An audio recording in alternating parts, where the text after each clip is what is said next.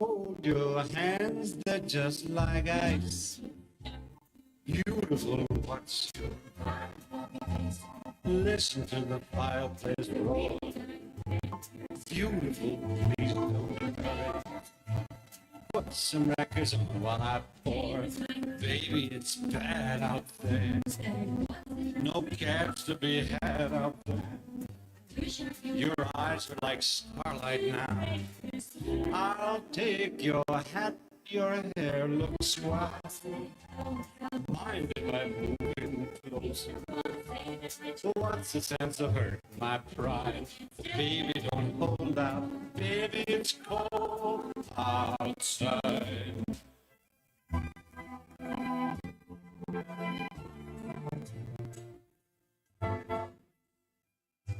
Simply must go. Baby, it's cold outside. The answer is no. Baby, it's cold outside. How lucky that you dropped in.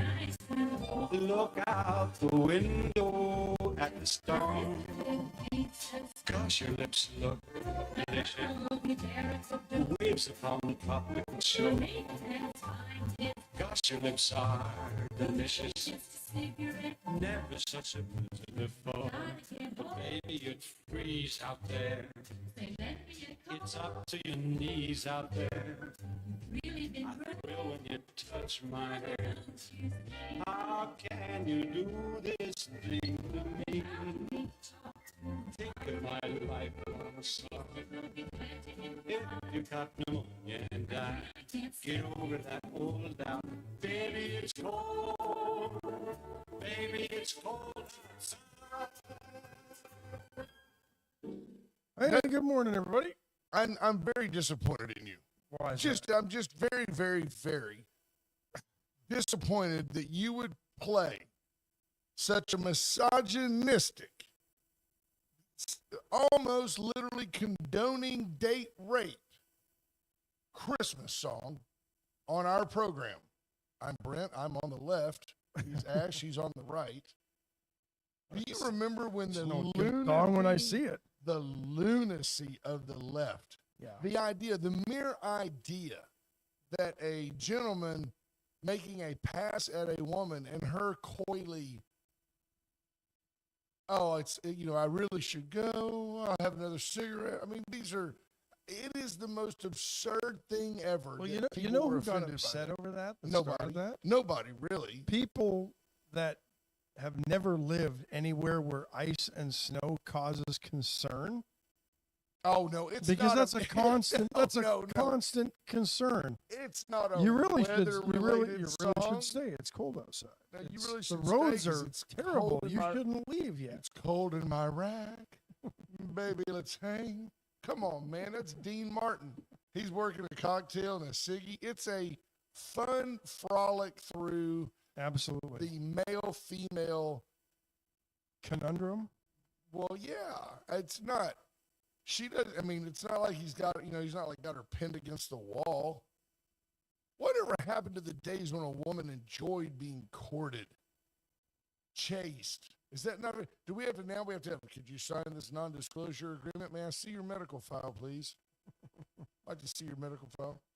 Are we having trouble with sound? That's a little hot. I'm hearing on the magic. Welcome Magic 95.9 FM. I want to give you guys a quick shout out on something before I do the AT Drilling Feed weather. Hats off again to Ramirez Transmission and the great job they did on Friday with their annual homage to first responders. They were fantastic, giving, selfless, and OTM on the move helped us get 2 porta potties and a wash station. And a partridge in a pear tree. Absolutely. We had it all. And they did a great job as well. They're right there in Inez. You can reach out to them. Henry says the sound is jacked. Is there anything that we haven't done that we need to do? It does blow my mind, folks, that nothing has changed since yesterday. Yesterday we had good sound. And Yesterday today we were have great. terrible. Today we're jacked. and and bless his heart, Cody's over there feverishly trying to figure it out. It's not his job. It's not what he does. I don't know what to tell you. I can tell you that going into this next year, we are going to have some upgrades to our program. We've got to do something.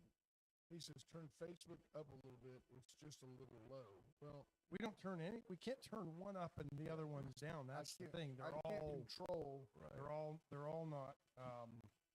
You may be. We're not. Yeah, there you go.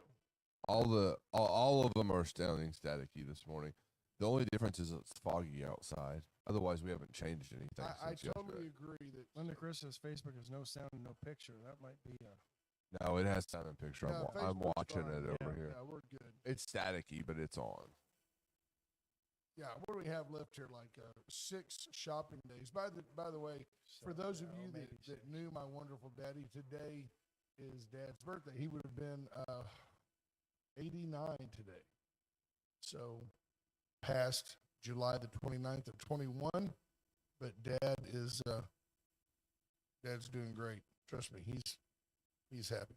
The Wade and Carter weather brought to you by the great folks at AT Deerland Feed. It's 62 degrees and cloudy in Victoria, Texas.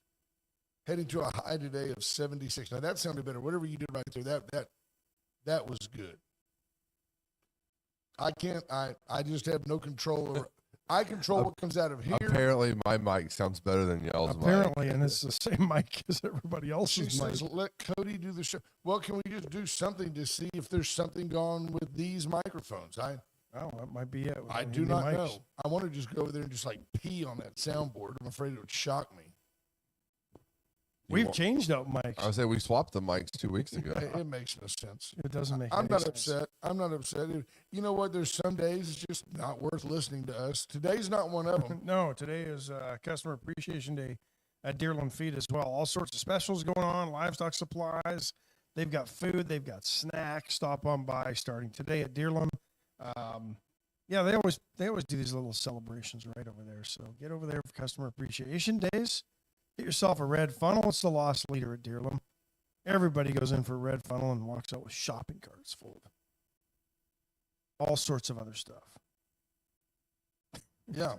Scott Tomko, just push through. We've made it through worse things. We have. We've Thank made you, it through Scott. times when you guys were stuck with only me and not Ash here to be the muffler, the voice of reason. Ricky King, Bobby Leicester, and Greg Garcia on the podium this morning. So the weather brought to you by Deerland. There you go. 62 to 78, as previously reported. Thank you. I was too busy. I'm still playing reeling with from stuff. your immoral soiree through of all the have a holly jolly Christmas. Could have played some Burl Ives. That Burl's coming. Burl, the original Jabba the Hutt. Stephanie Connie checking in. Lisa Poole, Justin Glass, Rena Scherer, Tammy Keeling, Scott Tomko, Marvin Mickish. Good morning, Marina. Hi, Marina. Linda Christ,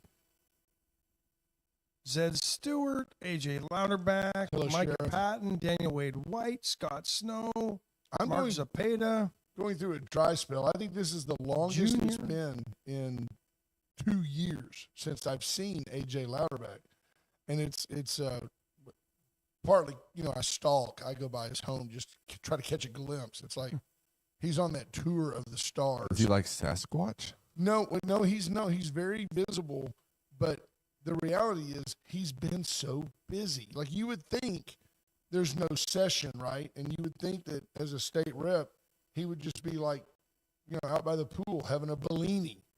But that is not at all the case. He has been on the road, all the different counties in his district. It's amazing. Like I'll say, where you at? I'm in Hallettsville, brother. Where are you at? I'm in Palacios, brother. I mean, it's a daily thing. He's like Brother Gary on a bigger stage. With votes. That There you matter. go. Shout out to B.J. Nelson. Yesterday, I had the opportunity to run down to Rockport, and we went around the loop over there on the west side, which is where White Trash Services is. And one of your drivers, B.J., one of our drivers, had made the U-turn. He was coming north, and he made the U-turn there and crossed over the highway to go down and turn right into your place. I was keenly aware. I'm interested in how their folks drive. And this gentleman he's in a huge red truck. You know, it's impossible to miss. And it's just amazing the idiocy of folks that, you know, I just kind of yielded over to the right lane so the gentleman could get back on the highway. And people are just zipping by him at 80 miles an hour, and he got him pinned on the shoulder, and he just patiently waited. You know, when you're in Houston, I had to show Dawn the other day, if you're in Houston, Texas, and you're on Beltway 8, there is a rule. It's an unspoken rule. It's like the unspoken rules of baseball. People, especially people of Middle Eastern descent, they will put their blinker on. The blinker goes 1, 2, 3, and then they come over. They give you 3 blinks to adjust to the fact that they're coming into that lane. That's how it works. It's not like I'm looking for an opening like we do. We're driving along going, okay, I'm hoping somebody sees me. I'm hoping they give me a buffer. These guys they just start coming. And more than once, Dawn was like, whoa. And she goes, I know it's not your fault. They just came in our lane. I'm like, well, they gave me 3 blinks. I mean, it's Houston. You got to let off the gas and let them come over because they're coming over. It's the zipper method. That's exactly what it is. The big truck was very, very patient, kind, and a great steward. I remind him all the time, you've got white trash services on the side of your truck. Be careful. That's a driving billboard, and they do a fantastic job. Why is it that people always wait? It'll say, left lane ends, 1.5 miles. Left lane ends, 1 mile. And if you pull over early, somebody will zip by you like they're going to get to the front of the merge. Because the studies have shown if you actually wait till the end and everybody zippers in like you're supposed to, it works better than everybody trying to get over a mile back. So you're that guy that goes on down the left side and then forces the whole zipper to slow down. You're like that force cube anything. caught in the zipper. There's no forcing of anything. It's just what happens. Yeah, it's Canadian. Free healthcare. Hey, my right. I'm going to come in right now. Hey. Ricky King says, the unwritten rule is the person with the most lug nuts has the right of way. Amen. It says the 18-wheeler driver. Be With the safe out lug there, nuts Ricky. that stick out and will shred your tire if you don't move over. Amen. Be safe out there. I saw there's Carter Castaneda checking in. Is Jared that Steve? McGrugan checking in. I think Greg Garcia is talking about Trump, but I don't know what he's saying. He at least knows where he is and doesn't manage to fall up a flight of Somebody stairs. had commented that somebody was yelling on TV last night, and he was. There was parts of that. It was just, You know, he's petulant at times, but what he said was accurate. I love the fact that he's standing up to Big Pharma and saying, "Hey, look, you know, we're tired of it." What are we on there? CNN. See what CNN says. You says he opened his speech by airing grievances against Democrats and his predecessor, former President Joe Biden, blaming them for inflation, rising healthcare costs, yada, yada, yada. And you know what? He's not entirely wrong, but it doesn't just go with them. Republicans capitulated. Congress subsidized healthcare premiums. Congress authorized the $3 trillion more that government spends compared to where we were spending pre-COVID, or $4 trillion, whatever that number is. It's not just a Democrat problem. Republicans were to blame as well. And now neither one of them, again, really want to bring it back. There is a small contingent of Republicans that do. But the rest of them are so worried that their frickin' apple cart in D.C. is going to be upset if they pull back that spending, and they're not going to be reelected next time around.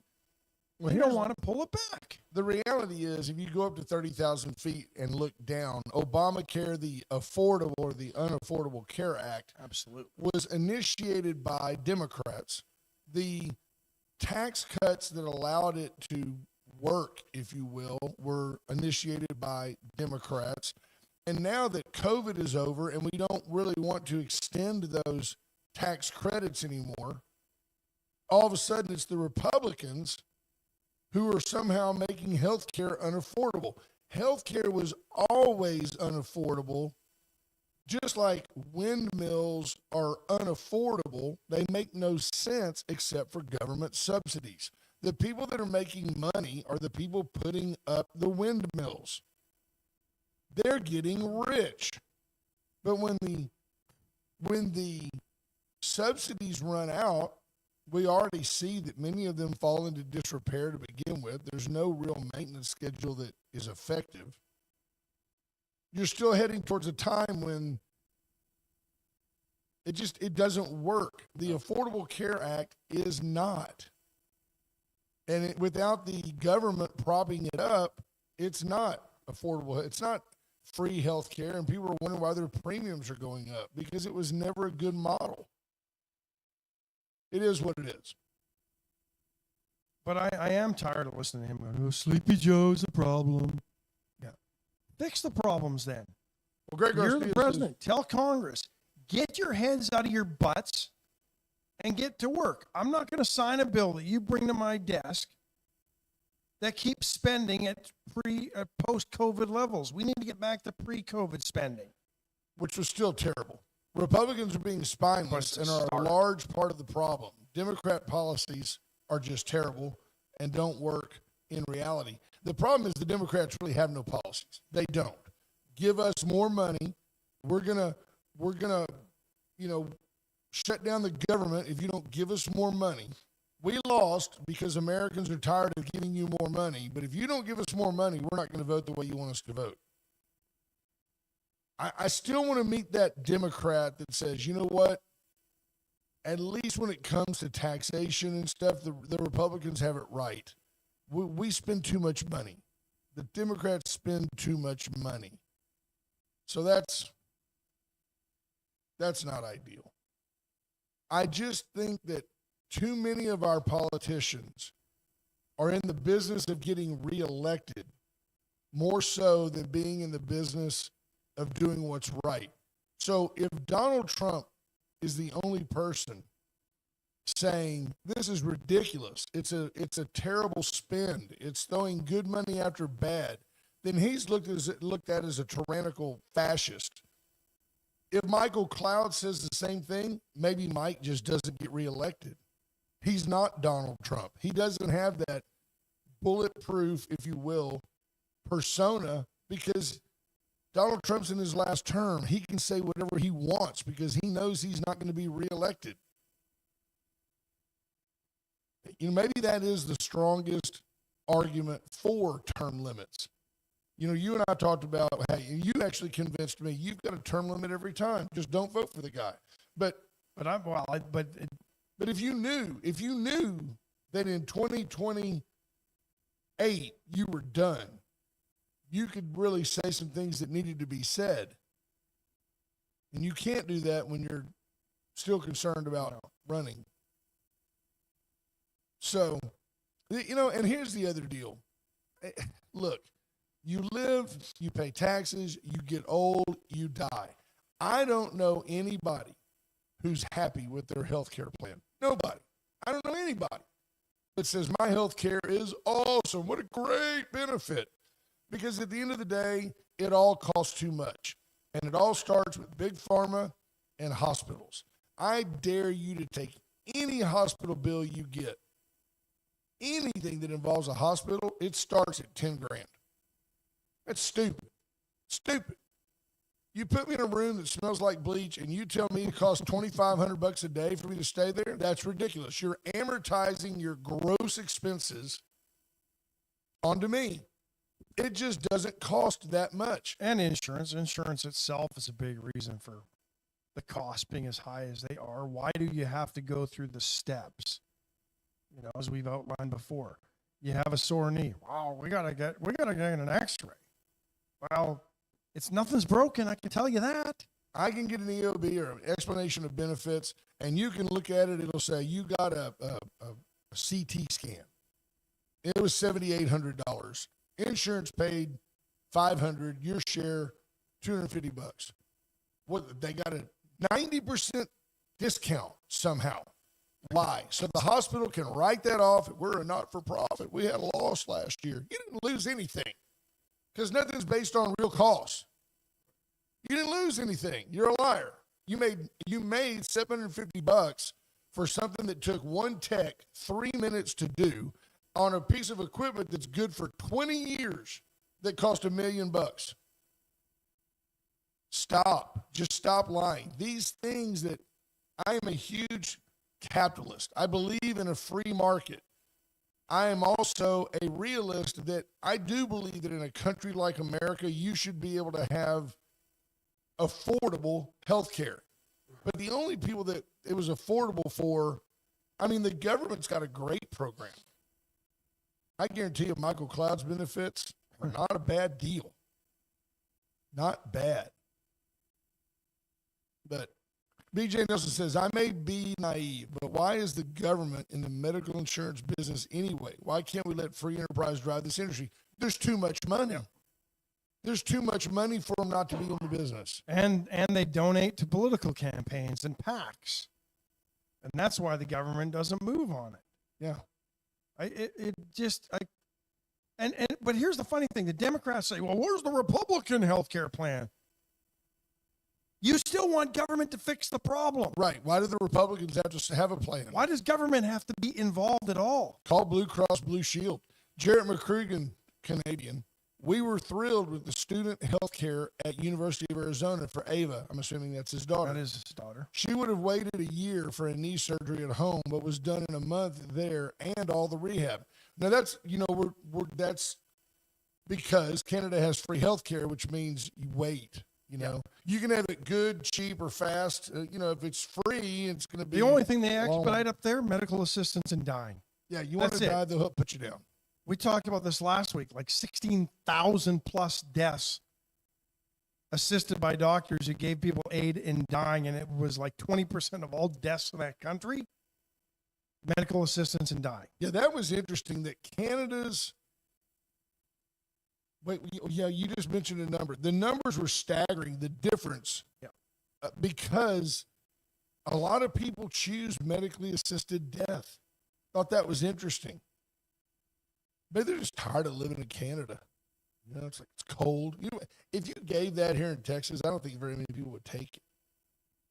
We live in Texas. We're glad to be here. It is interesting. Yeah. BJ Nelson asks, is there any motivation to become a doctor in Canada? Are they government employees? No, but their income is completely dependent on the government and what they will pay for services. That's why the one lady in the story, I think from the Epic Times, that was approved for medical assistance in dying because she couldn't get her surgery because that province, I think it was Saskatchewan, had no specialist that could do the surgery that she needs. It's a surgery that will stop the condition from getting worse. I don't think she's life-threatening, but it's life impairment. And they can't even figure it out to get her from Saskatchewan to the next province in Alberta, where I'm pretty sure with about 3 million people, there's probably somewhere 5 million people or whatever in Alberta. There's probably a surgeon in Alberta that will provide that service. But much like here, Saskatchewan healthcare doesn't necessarily get recognized in Alberta. It's ridiculous. Push that up over there. Do we have a caller? Caller, good morning. Hey, good morning. How you fellas? Zed Stewart, good morning, brother. How are you? How can we help? I am great. You want to know how to fix healthcare system? Mm-hmm. You're going to fix it the same way you're going to fix the Texas education system.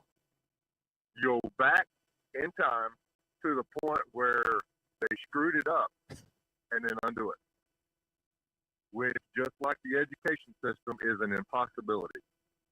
If y'all recall, health insurance didn't show up till the 70s? mid-70s, Yeah. maybe in the 80s. When I remember, I was in high school, I think, whenever Congress passed the, whatever it was called, but whenever they instituted the HMO stuff. And that was the first that I remember of actual real live insurance. And it's been a downhill slide ever since. Because they keep changing it, and prices have only gone up. Whenever I was a little kid, my mom and dad didn't have insurance. No. Whenever we went to the doctor, we paid for it. That's right. And if we couldn't pay for it all, they paid it out, just like, normal people did back then. But what's interesting is when you went to the doctor back then, like it might be $15 or $20 for the office visit, but there wasn't a copay. Nobody was billing anybody's insurance. I mean, I love John McNeil. You want to go to one of McNeil's clinics? It's $100 to get in the door.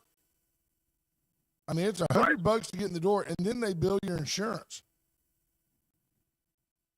Exactly. And the thing is, what I've had go on with me whenever I haven't had insurance, which I still don't, but the fact that I got bucked off a horse and fractured my wrist.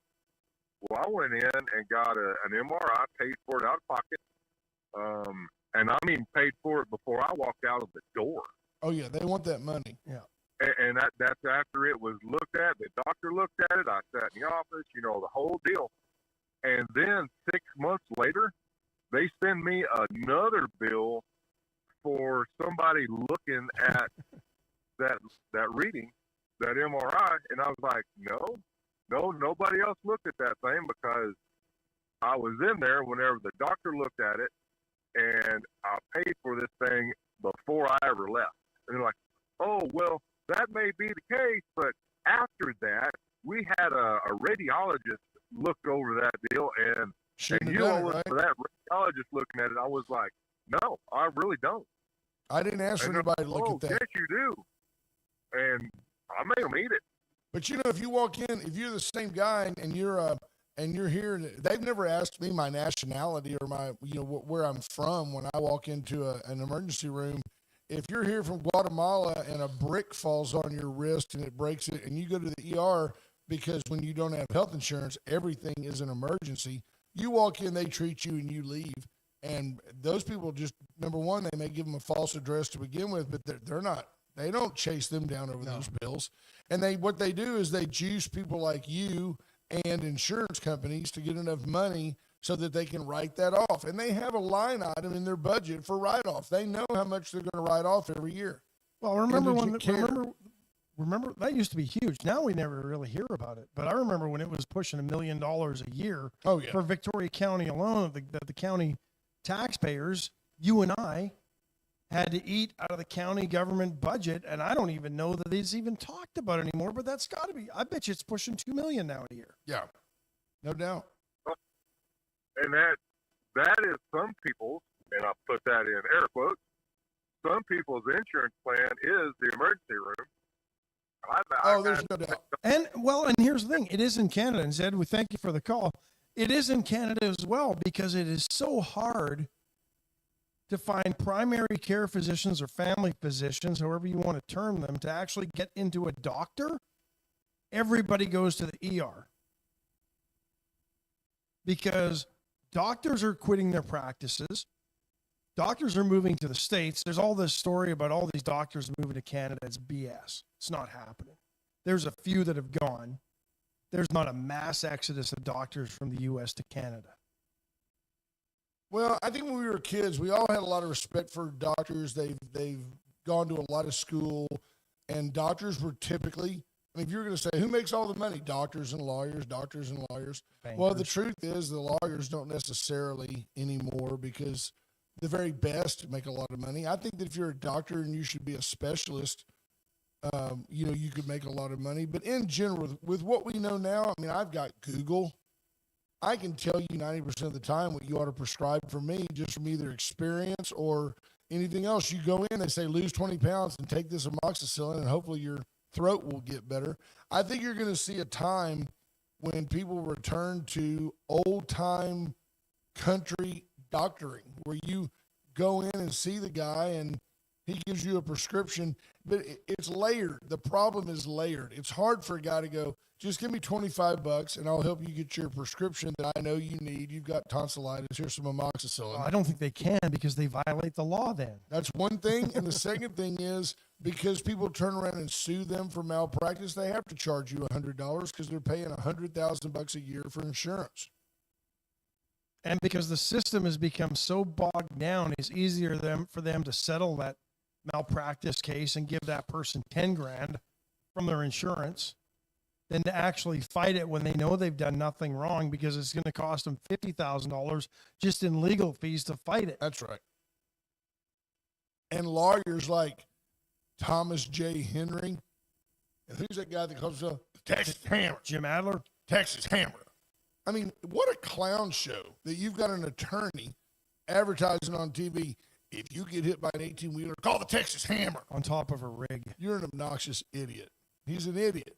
He can't even wield a sledgehammer. That's the funniest part. Somebody about that gets commercial. somebody gets dinged in a parking lot. We'll settle for $5 million. That's their starting part. That's Thomas J. Henry. We get those demand letters. Your client hit my client. We have no idea the future extensiveness of their injuries. Give us $5 million. The insurance company goes, "That's Thomas J. Henry. He's got a bulldog's reputation." We're like, "No, don't settle this case." "Oh no, we've already lost this case. We'd rather give him 1 than lose 5. Really? Right and wrong doesn't matter, right? It just doesn't matter. And insurance companies don't care. They don't care how you feel.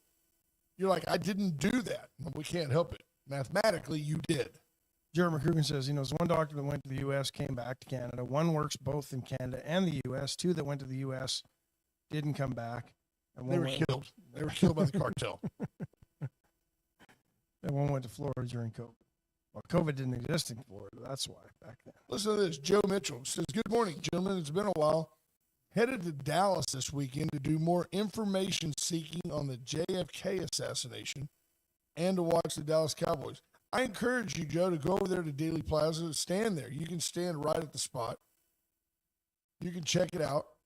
You can see the grassy knoll. You have to pick the time that you go into the street, but you can see the grassy knoll from there. It's still there. I have no doubt there was more than one shooter. I have no doubt that Lee Harvey Oswald was at least in part a patsy.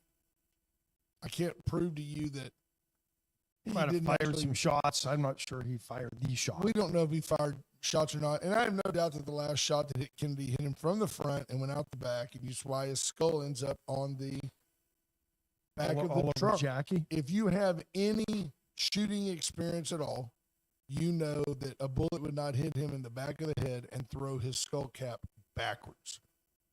It just wouldn't happen. Nor was there a magic bullet. Yeah, that's ridiculous. And then what about the pristine bullet that was found on the gurney? It's almost like it was left there by somebody, the CIA. It was the guy's laying on a gurney, and then there's all of a sudden there's a bullet laying there. Well, where did it come from? It clearly didn't travel through his body to get there. Very interesting. Shall we take a break? Yeah, sure. Switch topics. We just summed up the conspiracy. There you go. Where do we want to start? Let's start with a chopping block. Tomorrow's your last day. If you're looking for some pre-made sides, you don't want to do all the cooking on Christmas, they've got those for you. If you want them to handle your meat, they can do that for you. If you want to cook your meat, go in, get yourself some prime rib. Nothing better.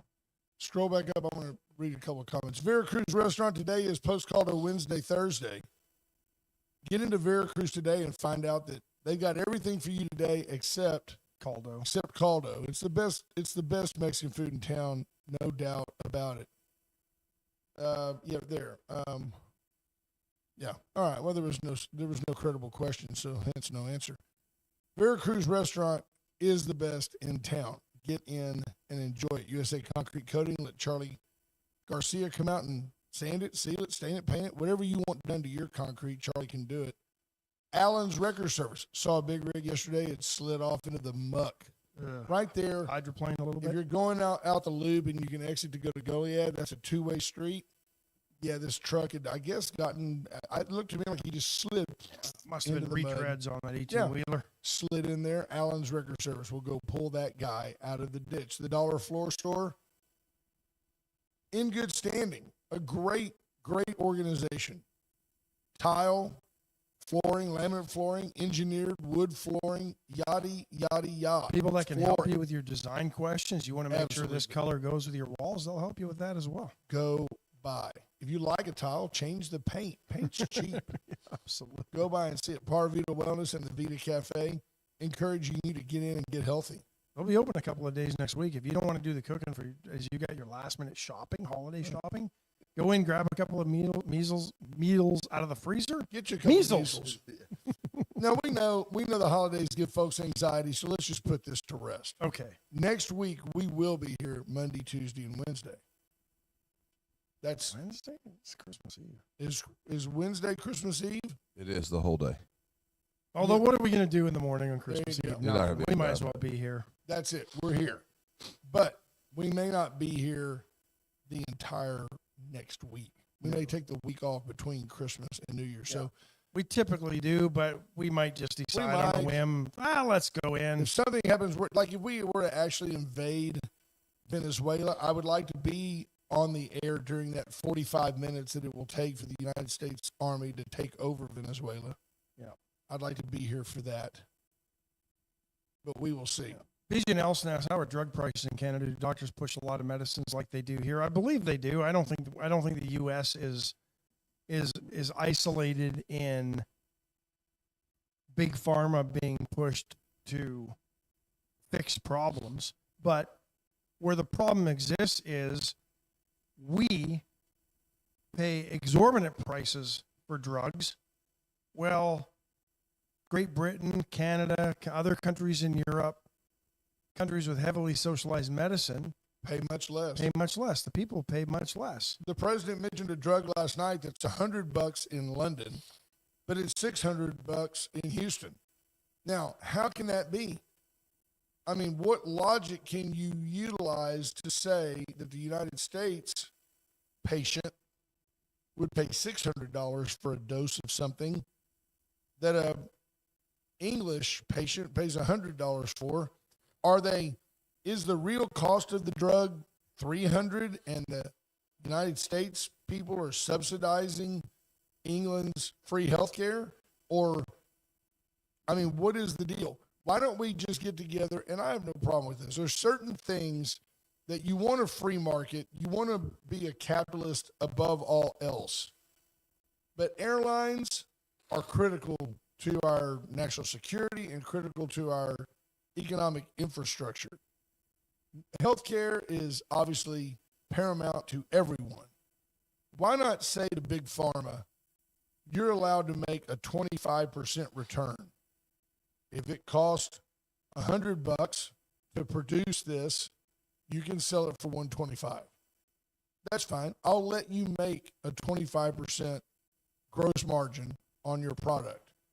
But at the end of the day, you can't mark it up 300 times, and it's now $5,000. I mean, people have to have insulin, for example, to live. But here's the problem with that as well. The government's saying, well, in your example, you're allowed to make 25% profit or whatever. The government is so heavily involved in the R&D as well. The grants. I'd like to know, was there, I would need to do it. Was there a government grant to discover insulin? Or was it just a doctor who actually was trying to help because of the patient loads and realizing there was something going on, made a correlation to glucose levels and insulin and diabetes? I would need to do a little more research. I don't know. Did a federal government somewhere throw a bunch of money into that research? I doubt it, but that's what we do now. Our government spends so much money. Texas, we just voters. We just voted to start a whole new research lab on, what was it, aging and Alzheimer's in the last election in November, right? Yeah. Where did that become Texas government role to research this stuff? Yeah. A bunch of money. Is Jared McCruger talking about British Columbia? Yeah, You have to Victoria. be careful there, Jared. He says Victoria is old people country, expensive and very left. And that's when I knew he was talking about Canada. Pretty place when you dodge all the socialist, homeless, and drug addicts. Place has gone to crap, unfortunately. Yeah. I saw a It's news our story. sister city Yeah. in Canada. I saw a news story, and I can't remember if it was out of Calgary or Vancouver, and the number of like 50,000 people or incidents of Narcan to save drug addicts from Right. overdosing. If you're on the street and you're saved over and over again because you're tweaking out and you're going to die from a fentanyl overdose, I'm not sure. But we're going to spend the money to put somebody to death who's got a few mental health problems. Yeah, I'd That probably makes be no late- sense. I'd We're be going late to the kill rescue. that person as a government because they're of sound mind and could make this decision. But we're going to save the life of this drug addict on the street who's, for the 9th time this year, has OD'd on fentanyl. That makes no sense to me at all. Well, you've heard us say it here before. The federal government truly, truly wants you to die. About 2 weeks, they'll give you 2 weeks to enjoy your retirement. But after your tax bracket drops, after you no longer are an active participant in the tax collection machine, the government wants you dead because you're a net drag on society. But why does the government want to keep the homeless person alive? Because then they can use that as a crisis. Well, there's a drug crisis. There's a homeless crisis. If there's no crisis, there's no real need for government. No. But if you're of sane mind and you want to kill yourself and the government can assist, that's great for them. They don't have to pay you Social Security in 50 years. You can rest with comfort that somewhere in Washington, D.C., there was not only a person who was tasked with this job, but they also can give you the answer of how much Medicare or how much Social Security was affected by the number of elderly folks who died during COVID. They can tell you that number. There is a formula that Social Security uses that says, what happens if we raise the age to receive maximum benefit from 67 to 68? How many billions of dollars does that save us? In this country, every day, 10,000 people turn 80. Every day, 10,000 people turn 80. And I do lump farmers, airlines. I mean, if you don't help the American farmer stay alive during the bad times, what happens when you just don't have any farmers? What happens when everybody leaves the farm? There was a time Daddy had land, so he had 5 kids so they could work the land, and then yada, yada, yada. Then 4 of them went to college, and one of them got in the oil business, and there's that one kid left there to run the farm. You've got to have you have to have farmers. You've got to have them. I don't love that you have to subsidize them. There are times that some need to go away, but the Hunt family proved that you can't just industrialize. You can't put an 80-row cultivator on the back of a huge tractor and have one guy cultivate, 100,000 acres a week. It just doesn't work. Farming is still integral to our very survival. And I think that it makes sense that the government subsidizes those folks to a degree.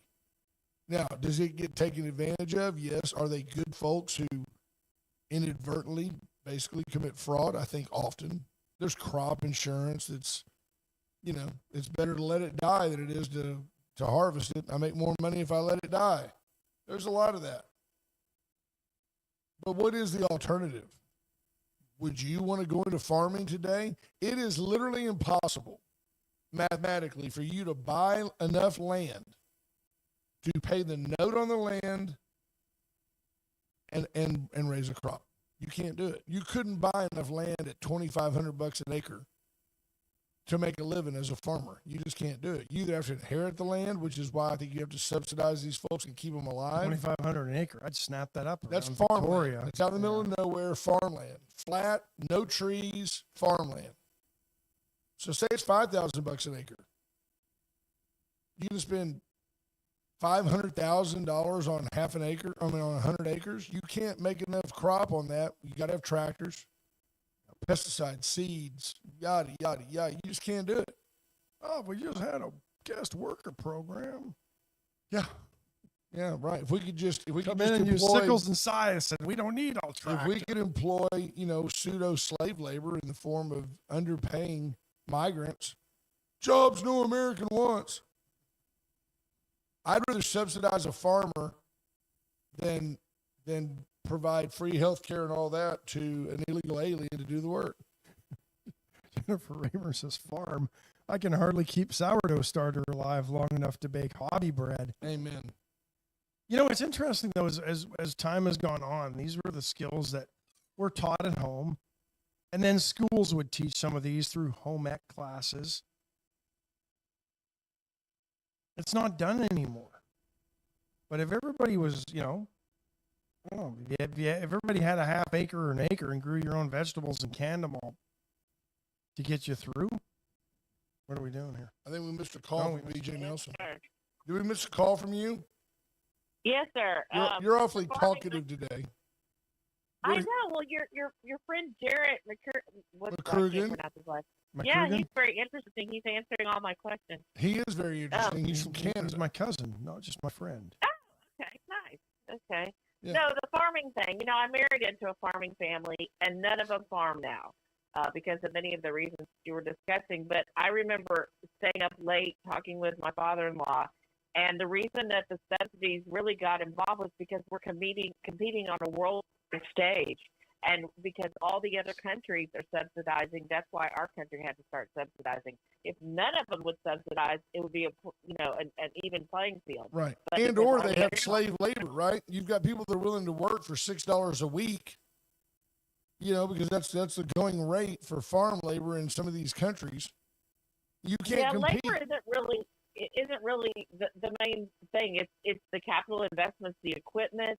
That's why I like hearing that Trump is going to get some of the regulations off of the farming equipment. And I mean, buying a farming implement truck or something is like buying a trash truck. I mean, No there's doubt. so many regulations. There's so many of the deaths and all that stuff. But there it's is money. There is money to be made, BJ, with an enterprising person who says, "I've got a cultivating service. I will come out with my GPS-driven tractor, and I will go down the rows and cultivate the weeds out of your crop rows, just like they have folks that now have commercial operations to make the big round bales of cotton. These pieces of equipment are $1 million a piece, Minimum. Oh yeah. and they take them down to the valley and they run them 8 abreast across these 1,000-acre cotton fields, and they just leave bales of round cotton in their wake. And there's no way that the average farmer or most farmers could afford to have 8 of these. Harvesting cotton is extremely time sensitive. You got to catch it once you defoliate it. You've got to get it into a bale before it rains on it. Same thing with hay. Right. So, that idea is genius, right? So if you said to somebody like, say, the Latas, who right now have, X number of tractors and X number of tractor drivers and all this stuff, go, hey, I've got a New Holland tractor that'll pull a 10-row cultivator, and I'll go out there and do that, for X number of dollars an acre. And the Latas go, well, wow, we don't have to have 10 tractors. Now we can have 2 to do some follow-up work. You could make money doing that. There's money to be made doing that. But getting, again, the capital to make that happen is crazy. Well, we years need to get ago, that guy, Quero. that guy. Oh, Joe Adams. Adams. We need to get Joe Adams on the program, talk to him. We can. Oh, the one that does that ag He's a great We guy. are Great ag guy. or whatever. He's Yeah. absolutely just as country as he sounds on that television show. He does sound a little country. He'd be like, "Hey, y'all, what's going on?" It's Joe Adams. He doesn't have to So, talk about but- as much content because he talks so slow that He could he fill, could still he could be. fill an hour with 10 minutes of content. And he talks so slow that he has one subject. Boom, there's an hour. It's gone. Yeah. But anyway, I don't know. It hits kind of close to home when we start talking about farm subsidies because the farmers don't want the subsidies. And the way they've had to configure their accounts over the last 40 or 50 years just to break even and make a living. And like I said, I knew nothing about this whole world until I married into the Nelson family, and they were There you third go. generation farmers, and I learned so much just listening. And like I said, none of them are farm. They sold their land to the conservancy, the Nature Conservancy. Some small farmers. In Katy, that's where they farm. There were so many neighborhoods that had taken over. Oh yeah, Yeah. no Now, doubt. Flood, Well, But, Amen. but there's Thank still you for farming the here. Appreciate it, BJ. Yeah, Thank We you. love You're you, welcome. BJ. Merry Christmas. Bye bye. But It's nice,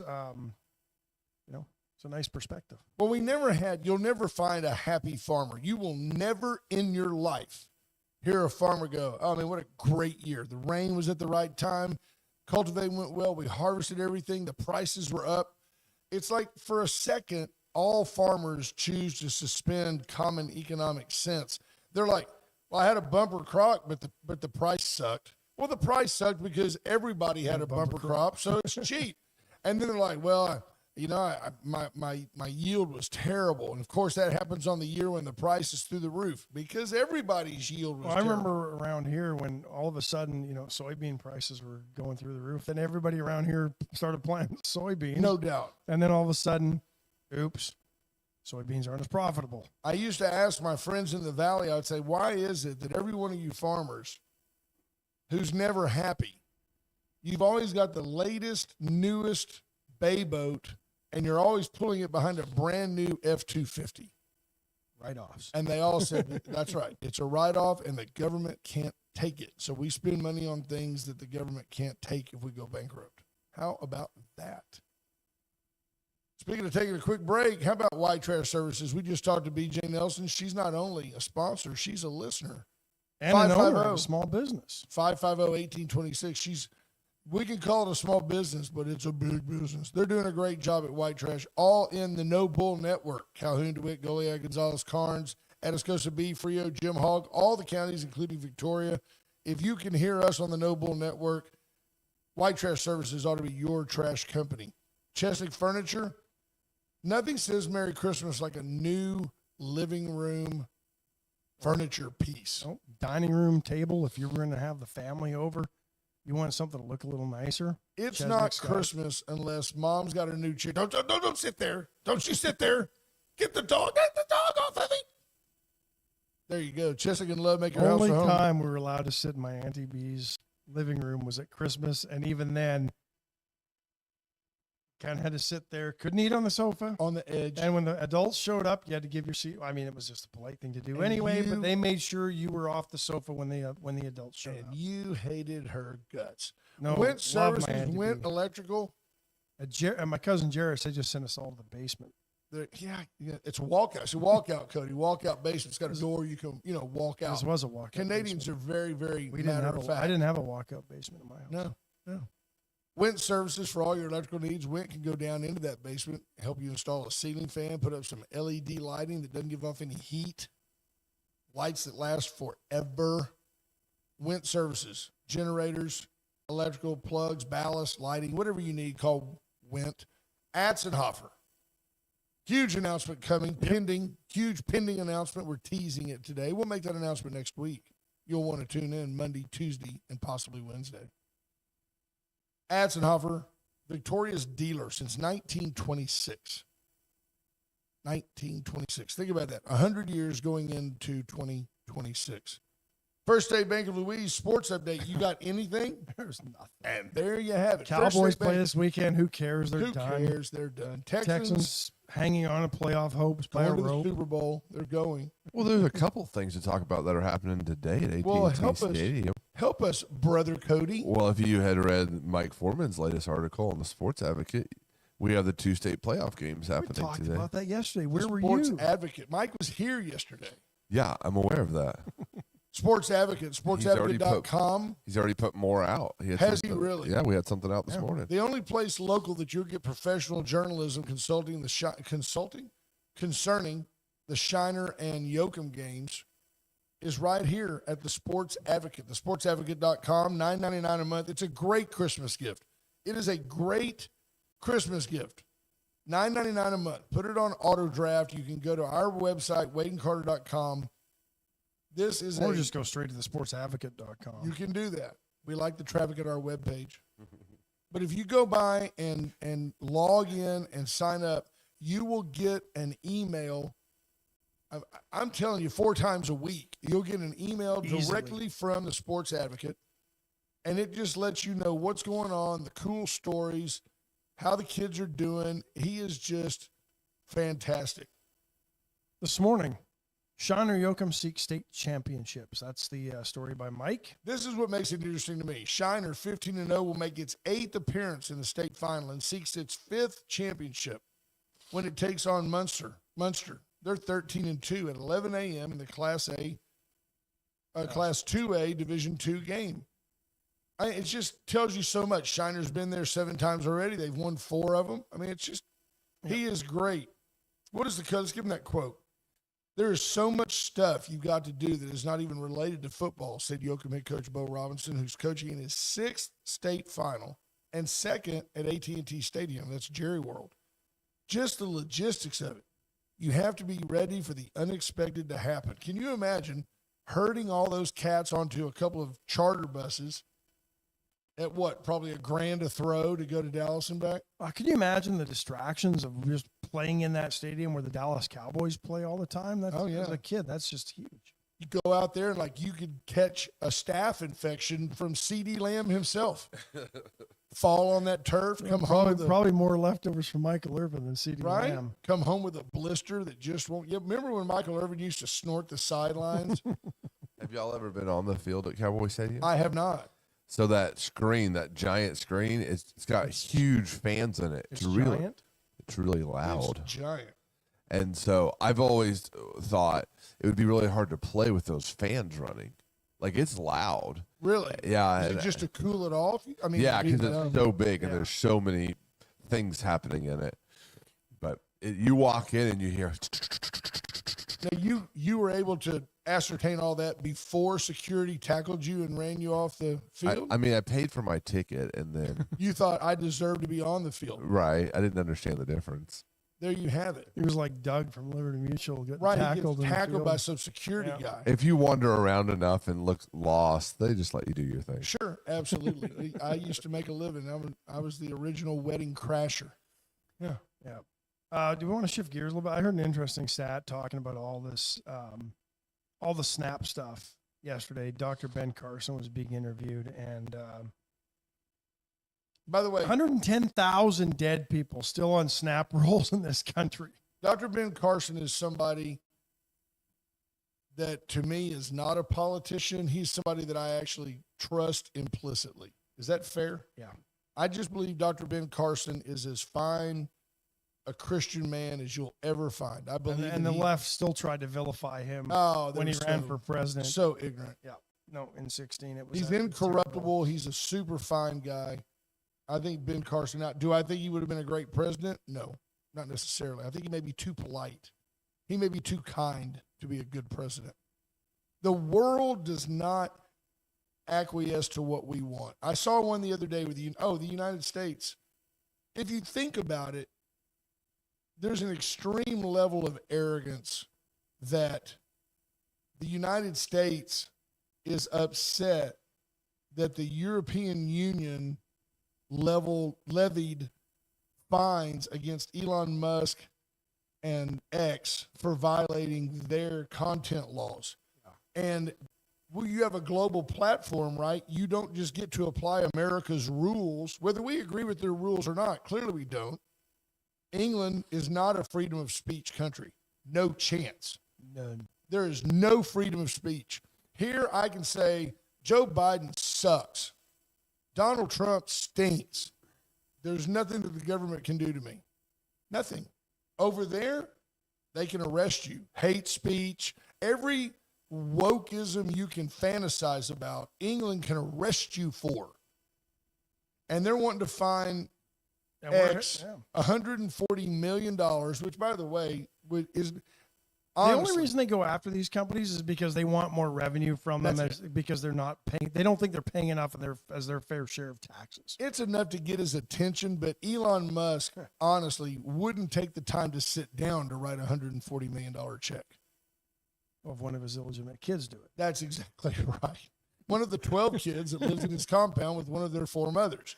We're not saying he's the moral compass for your family. We're just saying good businessman. He's a good businessman. Yeah. But anyway, apparently that takes lots of women. Those 110,000 dead people that are on the SNAP roll still, that's equivalent. That's $253 million a year.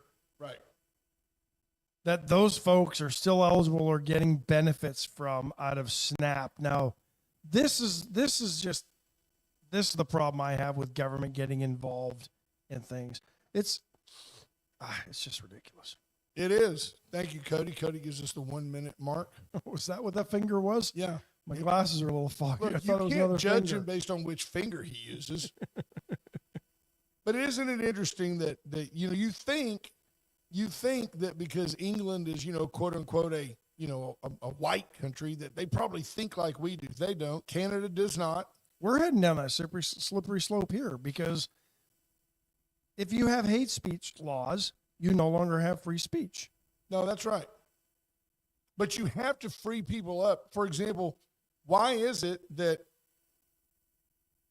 you can do whatever you want at Columbia University from the river to the sea? That's just freedom of speech. That's just an exchange of ideas among kids. But if I go stand here in the street and say, death to all the Muslims, I'm inciting a riot. I don't know why we always protect the protagonist. I don't understand it. How about Brown University? Enough people have said the guy shouted Allah Akbar when shooting up the classroom. But the media doesn't report that because we don't want to stigmatize people.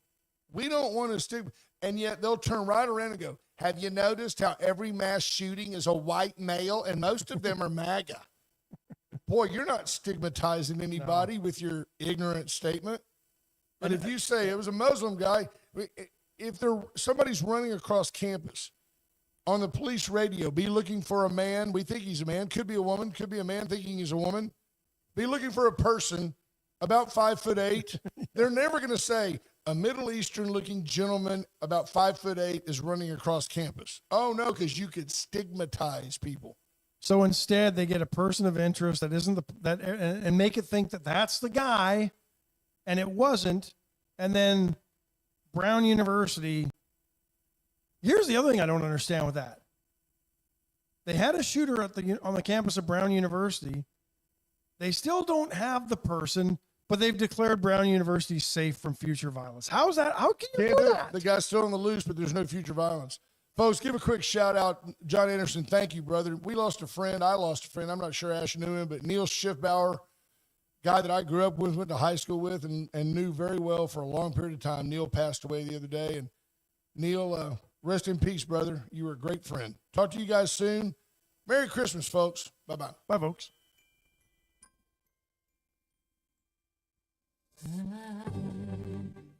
Don't want a lot for Christmas. There is just one thing I